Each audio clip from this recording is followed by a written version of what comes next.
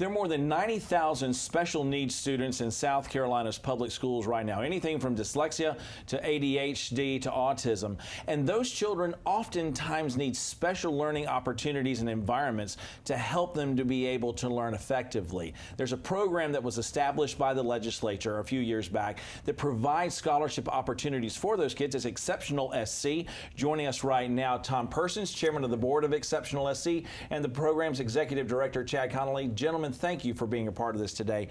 Tom, the program has been around since 2013, 2011? The program itself started around 2013, but Exceptional SC, the new phase of that was actually started by the legislature in 2015. So we've had 2 really good years.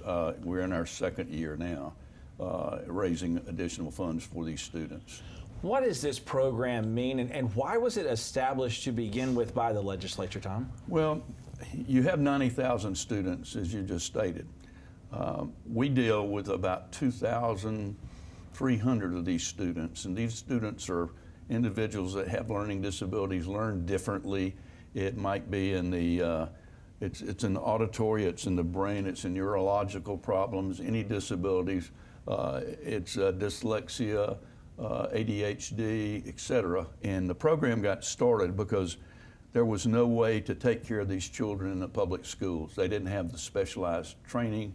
They had not. They just didn't have the time in the day to be able to take care of, individual children. We have 114 of these schools across the state, and we've been able to provide this year. We've provided a little over 2,300 scholarships. Every student this year has gotten a scholarship, the incumbents, the new incumbents, and what we're calling new students. So you're talking, the program has grown to $11 million this year. Well, we actually did $10 million last year. We're up for 11 this year, plus $2 million in tax credits.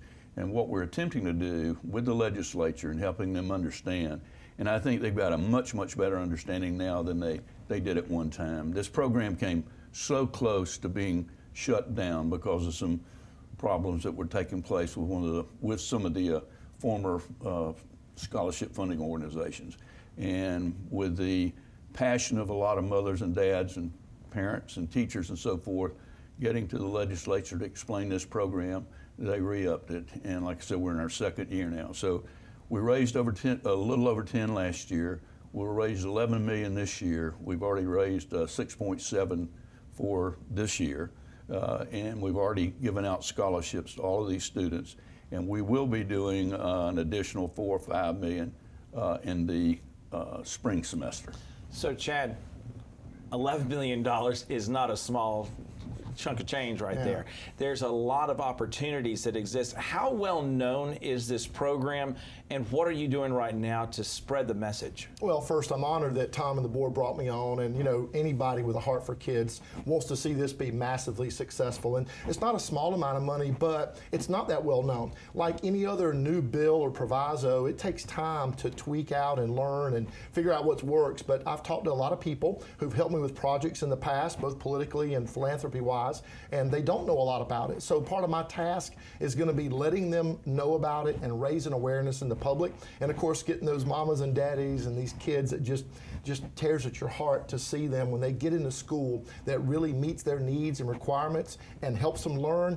You just want to put everything you've got into the effort. So I'm going to be calling around, talking to business owners, and letting them know what a great benefit and a massive home run it is for everybody. So let's talk about that benefit, because right now you're taking a look at a tax credit that a business owner or an individual can take. Tell us a little bit more about how that works. Well, there's something like 80 different tax credits in South Carolina. I don't know of any others that allow you to take the tax credit on your state income tax liability and write it off on your federal taxes. So it becomes a dollar-for-dollar deduction on your federal taxes as well. So we talk about investments. This is a true great investment for an individual or a business owner, especially those with large tax liabilities to the state of South Carolina.